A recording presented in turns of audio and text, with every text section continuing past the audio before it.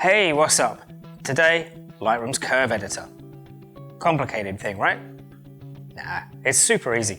Let me show you how.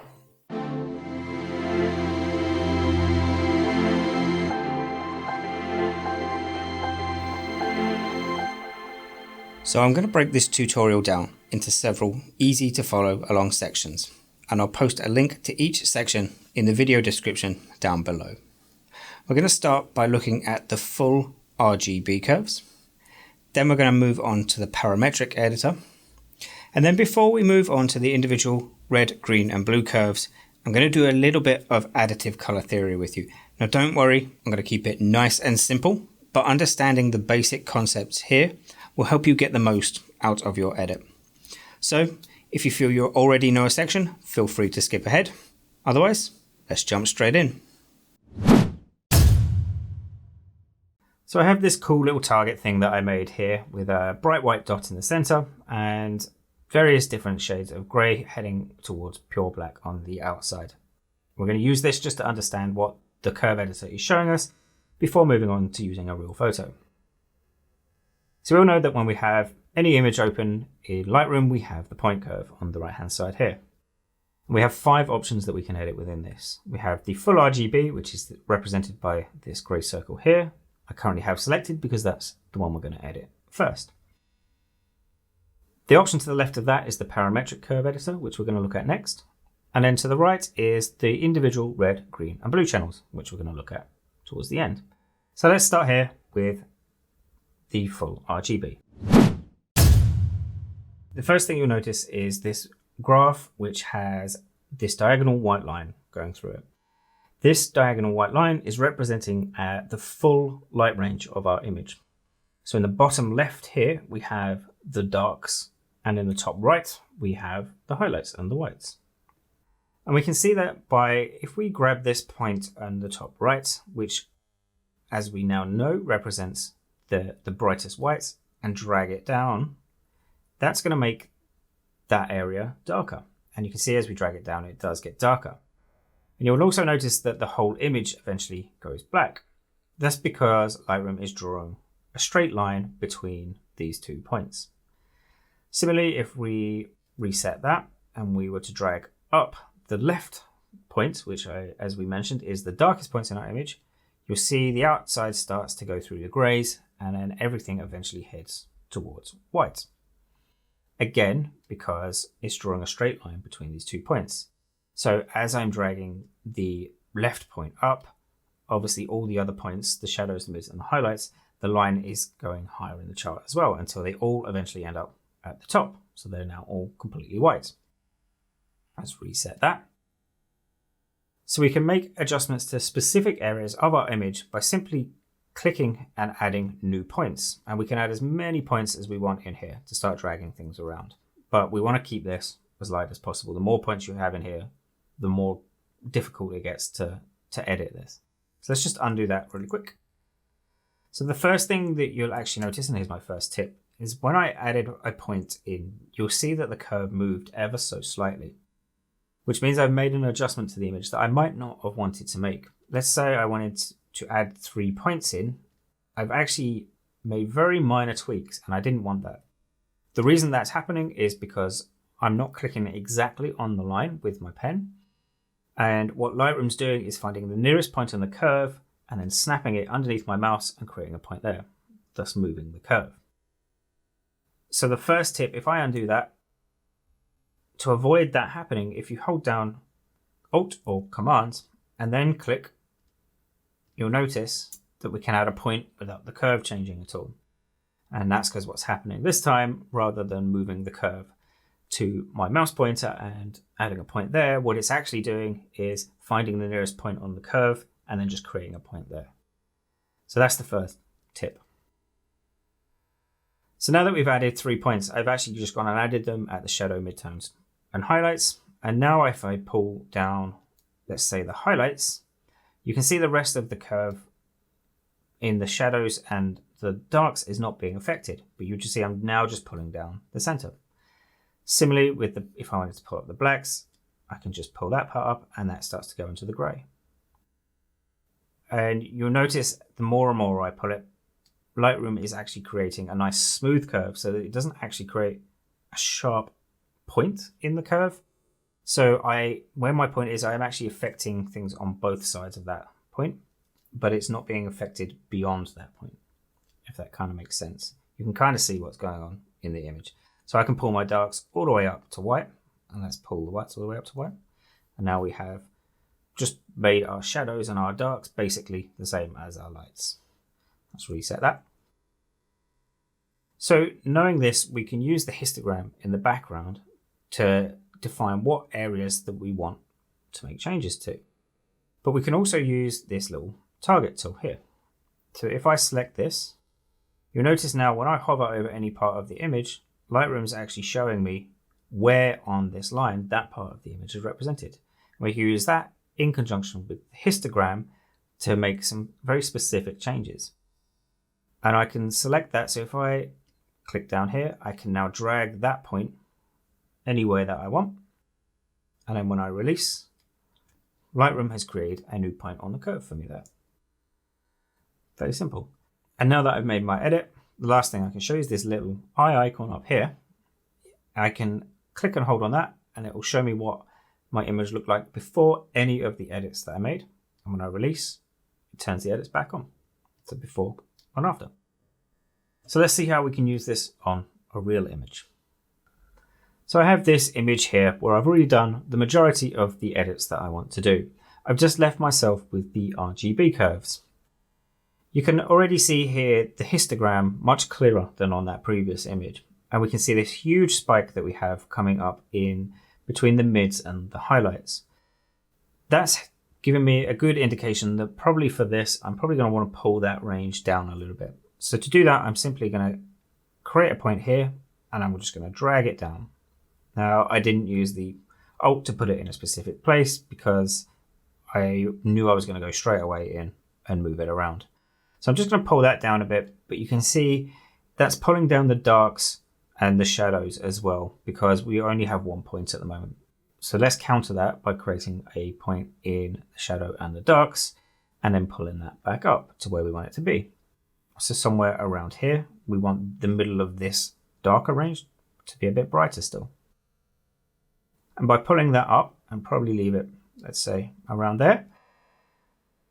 If we have a look at the before and after, and before and after, you can see already that has made a huge difference to this image. So let's try that on another one. So let's see how we can make that work on this black and white image of the underside of a bridge. So before, where we just clicked in the highlights and then dragged it down, and then just offset that by clicking in the shadows and dragging that up, let's actually try and control that a little bit better. So let's start by creating 3 points so that when we affect the highlights, it doesn't affect the shadow from the start. So for this one, as usual, just pull the whites out a little bit and just pull the darks up a little bit, just so that there's no pure white or pure black in my image. Now I think again, you can see this huge peak in the highlights. That's probably because of the sky in the background. And if we use this selection tool, yeah, we can see that that's actually that there. So let's just pull that area down. Let's just check the before and after, see what that's done. So again, it's a very subtle change, but by bringing that area down, that's just brought the focus of the photo towards the foreground a little bit. And again, I think we'll just pull up the shadows just a little bit, leaving the midtones nicely where they are. And that simple edit already, I think, is much better. So that's the RGB curve. It's fairly straightforward, nothing too complicated. You have your darks on the bottom left and your lights on the top right, and you can make adjustments anywhere you want in between. This can be used to make some very complex edits. However, we've made some very simple edits for this, and that's where actually the parametric editor is probably going to come in handy. So let's jump over to that and let's see how we can use that instead of the RGB channel to achieve what we just did. So the parametric editor works on exactly the same principle, but does it in a slightly more simplified method. So let's see if we can achieve the same result using that. So I'm just going to right click and reset this channel and jump over to the Parametric Curve Editor.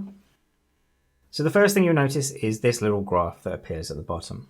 This is going to give us the ability to control our shadow, midpoints and highlights in a minute. And you'll notice that we still have the same graph. However, this time when we hover over anywhere in the graph, Lightroom is creating this overlay. Now, the parametric editor works not by creating individual points, but when we click and drag, it's going to affect the curve as a whole, and this overlay is showing you how it's going to affect that curve. So let me just show you by what we did before. We selected up in the highlights here, we clicked and dragged down. Take a note of the exterior curve, the lower curve there. If I click anywhere in this range, and you'll notice that I'm in between what it considers the midpoints and the highlights here. I click and drag down. You can see that the curve, the further I go, the curve takes on that profile that it was showing me. And I can't actually drag below that, which is why it's much more simpler. And if I undo that, you'll notice that anywhere that I select within this range, so I can select right at the top of the range and drag down, or I can select at the bottom part of that range, I get exactly the same profile curve. No points have been created, I just have a nice curve.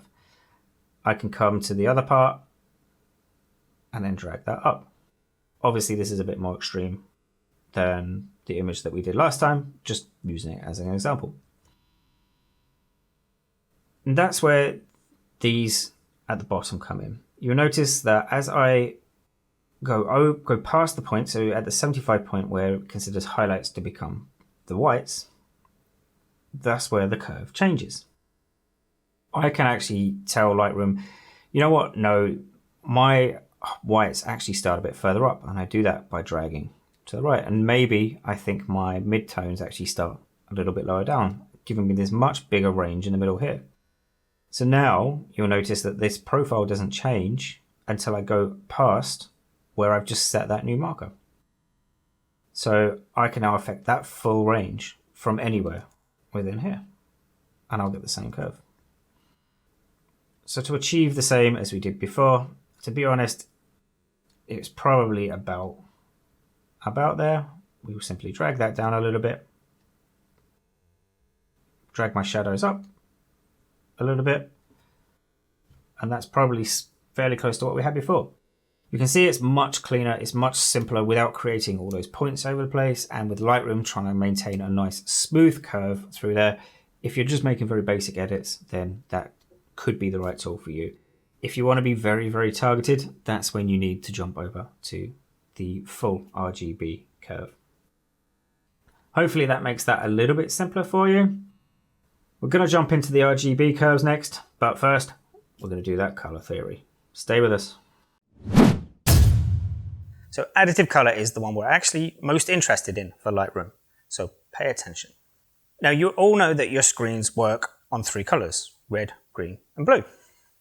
But to truly master the curve editor, you need a basic understanding of what is going on between the colors. And that's where this chart comes from. This chart is going to be your best friend. There's no need to learn it, just Google it, find an image, keep it on your desktop somewhere, and you can refer back to it later on. But let's just explain what's going on. Because we're looking at images on our computer screens, we're not relying on light to bounce off the screen to create colors.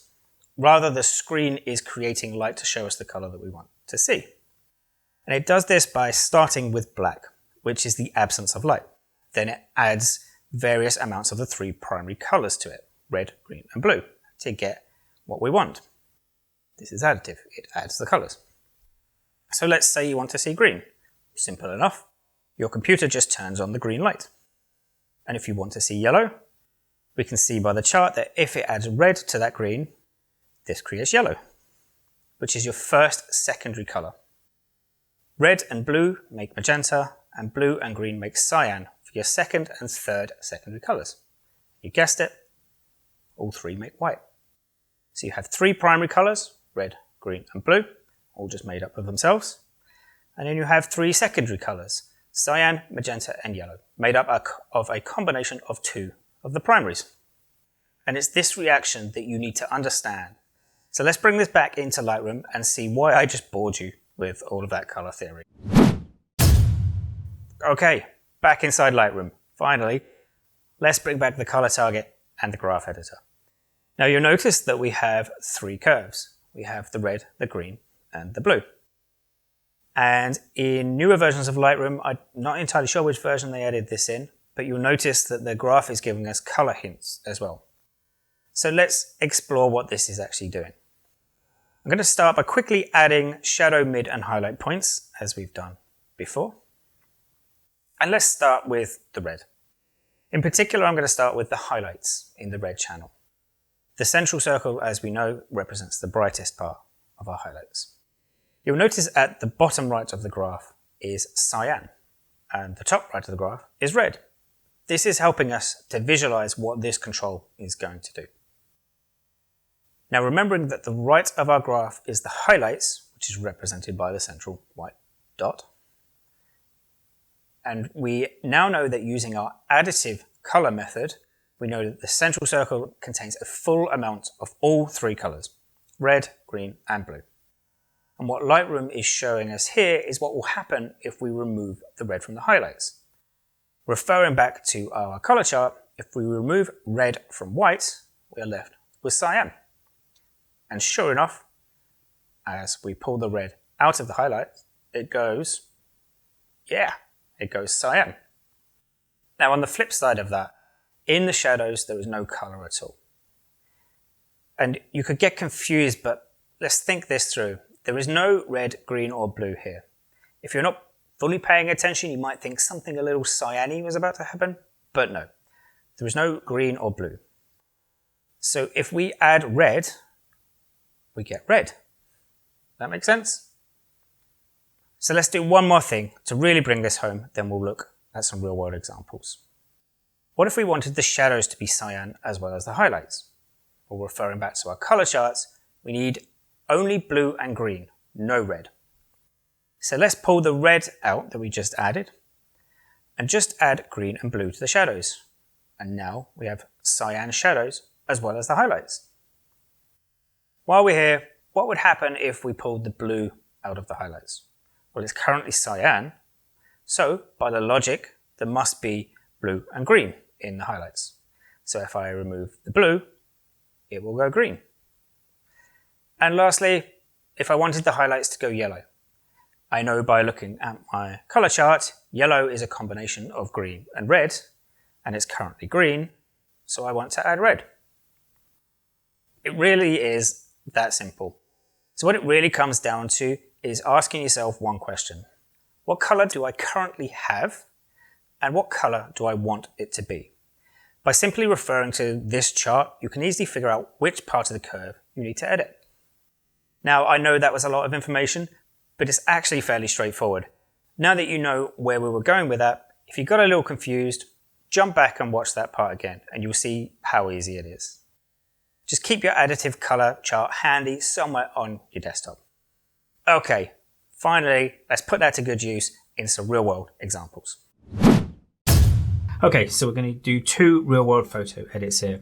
The first one we're going to do is this photo of the gorgeous puppy Sophie bounding around in some green ferns in the woods a couple of weeks ago. We're just going to do some very minor color corrections on this just to show how you can add a little bit of depth to photo. And then after that, we're going to do this photo of my friend that I took down at the beach, where we're going to do a bit more in-depth color correction. So let's start with Sophie. So I've done most of the edits to this photo that I want to do. So we're just going to deal with the curve editor right now. So it's always best to go into this with a plan, knowing what you want, otherwise you could be here forever. For this one, because she's in the green ferns and I really want to highlight that, I'm just going to mess around with the green colors, and there's quite a bit of red in her coat, which I think will complement the greens quite nicely. So we're just going to tweak the reds and the greens a little bit on this one. So let's make a start with the greens.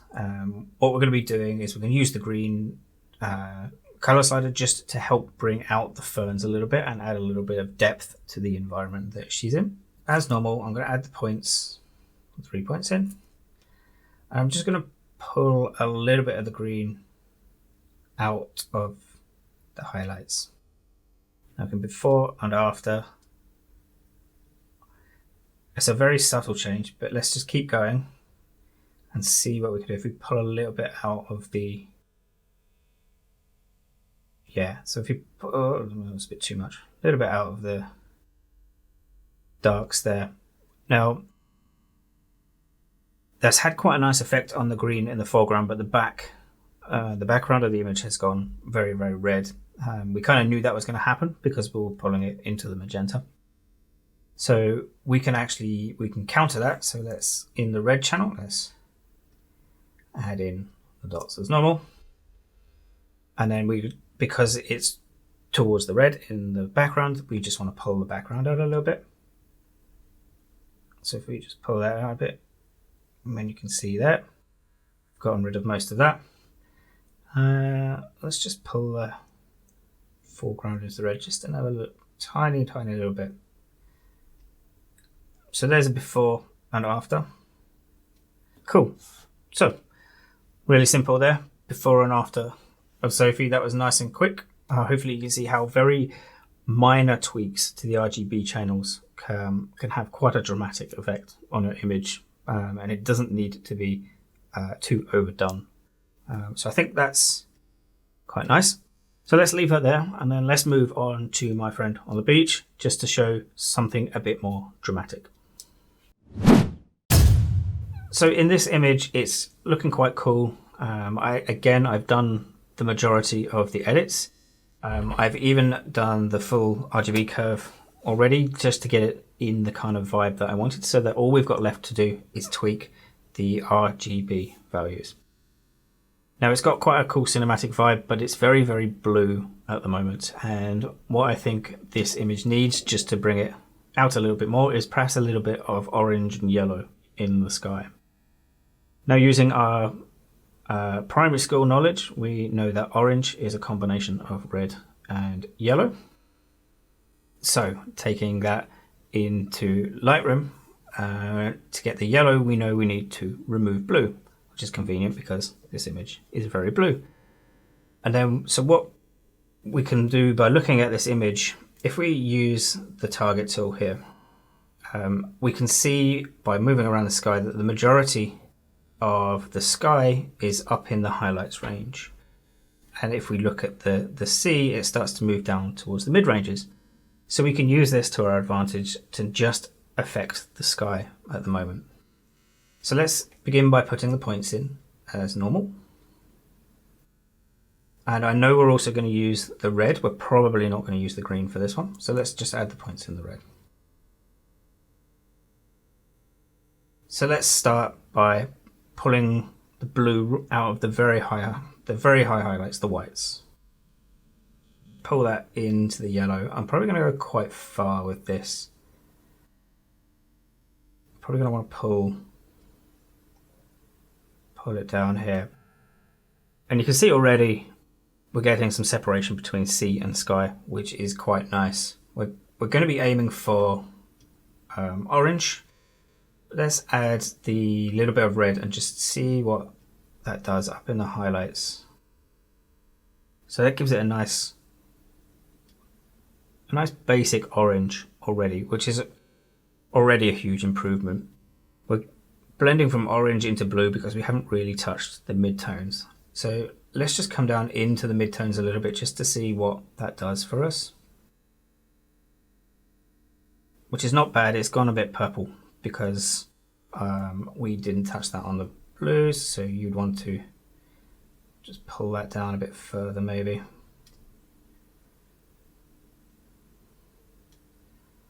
Something a bit more like that perhaps, which is not looking too bad. If we pull a little bit, so we know that the sea down here is in the lower levels. Let's just pull a bit of the red out of that just to keep it in the realm of the blue a bit more.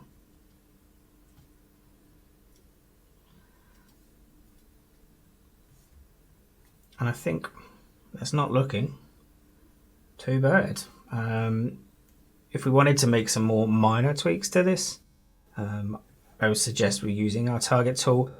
Maybe now that we have so much orange in the sky, there's not enough in the sea, perhaps because that would obviously be reflected on the surface of the water. So let's just use this. Let's find an area in here. We're on the red at the moment.